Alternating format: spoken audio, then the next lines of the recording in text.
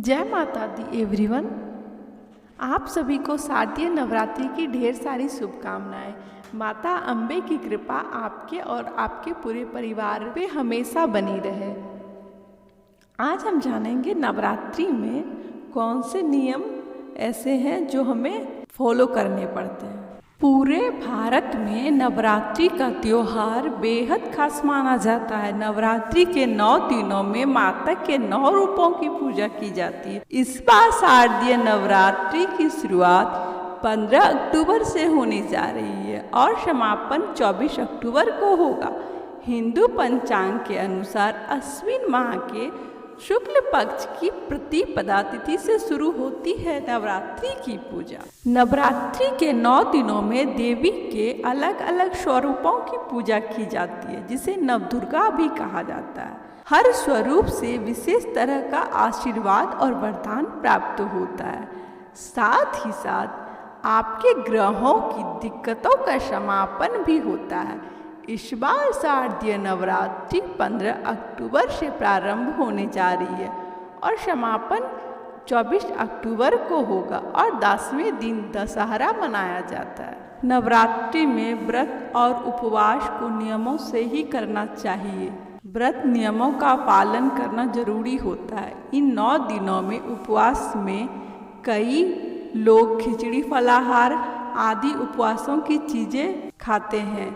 इसके अलावा व्रत रखने के कुछ नियम भी हैं, तो आइए उन नियमों के बारे में जानते हैं जिसके किए बिना नवरात्रि की पूजा अधूरी मानी जाती है।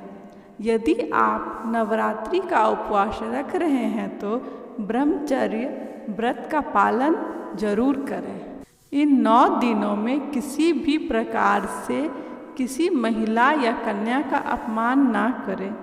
इन 9 दिनों में आप उपवास नहीं भी कर रहे हैं तो भी आपको गुटखा पान मदपान मांस भक्षण और मसालेदार भोजन नहीं करना चाहिए। व्रत में बार बार जल पीने से भी बचना चाहिए। अधिकतर लोग 2 समय खूब हरियाली खाकर उपवास करते हैं। ऐसा करने से व्रत का फल नहीं मिलता है।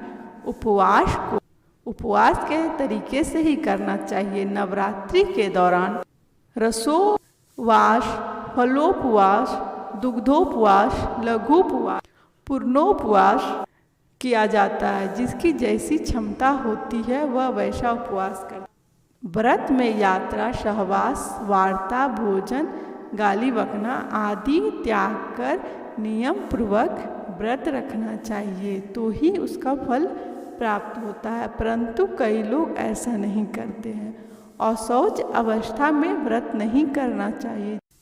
जिसकी शारीरिक स्थिति ठीक ना हो तो व्रत करने से उत्तेजना बढ़े और व्रत करने पर व्रत भंग होने की संभावना हो, उसे व्रत नहीं करना चाहिए।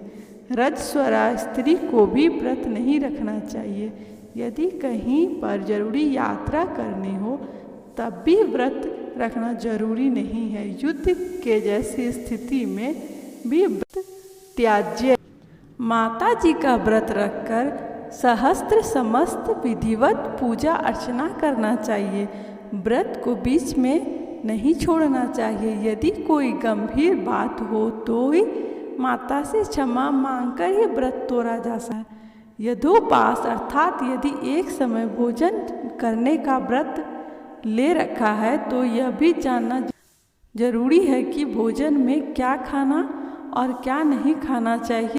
जैसे नवमी के दिन लौकी नहीं खाते, सप्तमी अष्टमी या नवमी के दिन व्रत का पालन कर रहे हैं तो व्रत का उद्यापन जरूर करें और 9 कन्याओं को भोजन कराकर उन्हें दक्षिणा देना चाहिए, तभी व्रत का फल मिलता है। तो बोल दो अम्बे मात की जय। यदि आप सभी को वीडियो अच्छी लगी हो तो वीडियो को लाइक शेयर कमेंट और चैनल को सब्सक्राइब जरूर करें। Thank you.